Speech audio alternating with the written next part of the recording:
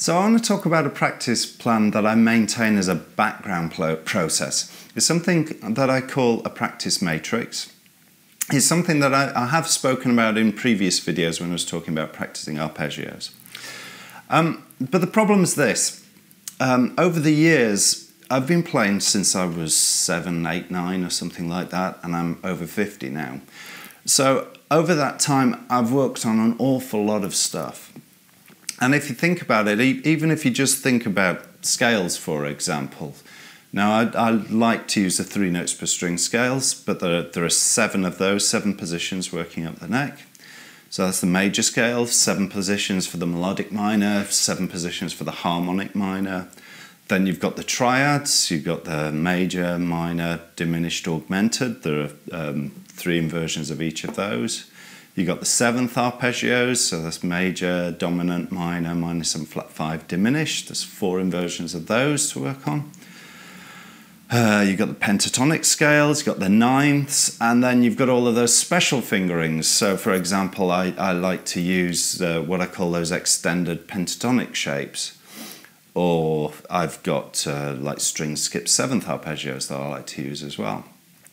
And that's not to mention all of the different chords that you may be working on as well. So there's just this enormity of stuff that you're trying to maintain all of the time.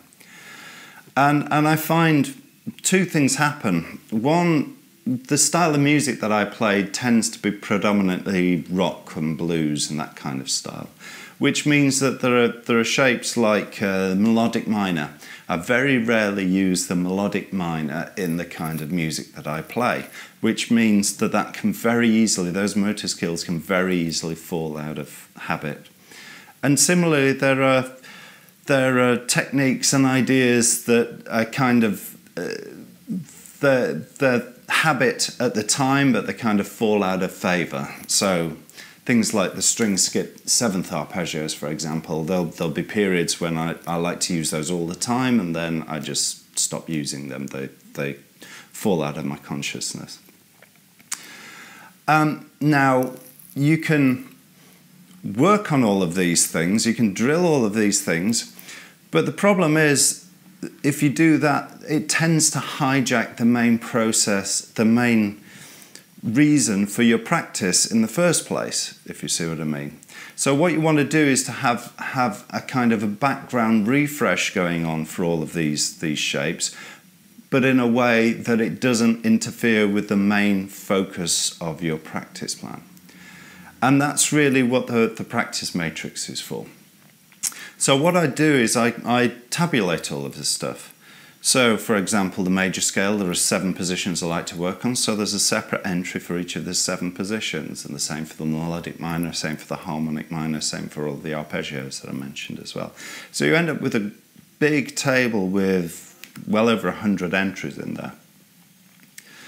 But at the start of every practice session, one of the things I like to do is to choose one of those at random, and I actually have a random number generator on my phone for this, just because I like to make sure that I'm not drilling the same things that I always drill, so that forces me to do different things.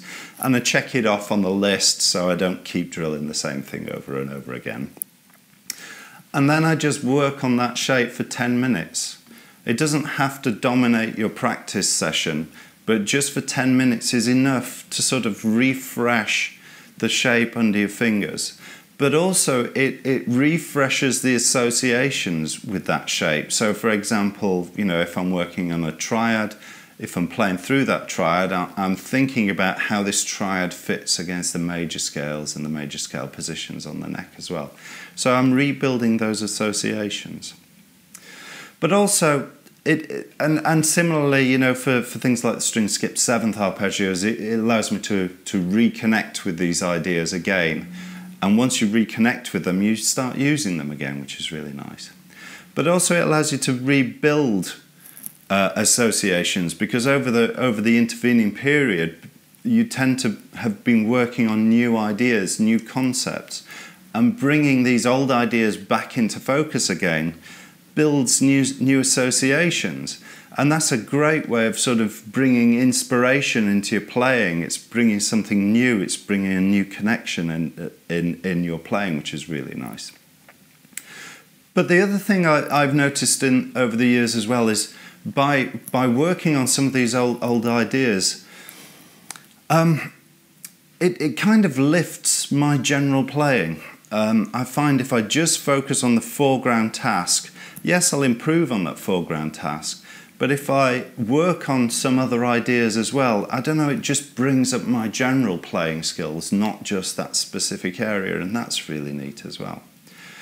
So as I say, give it a try. See if you can create a practice matrix of your own. Just have a think about all of the different patterns and shapes that you've worked on over the years, and just see if you can list them out. And see if it works for you. See if it brings up your general playing as well. See if you find that this is a good source of inspiration.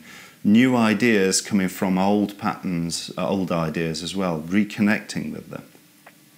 So anyway, give that a go, see if it works for you, and we'll chat next time.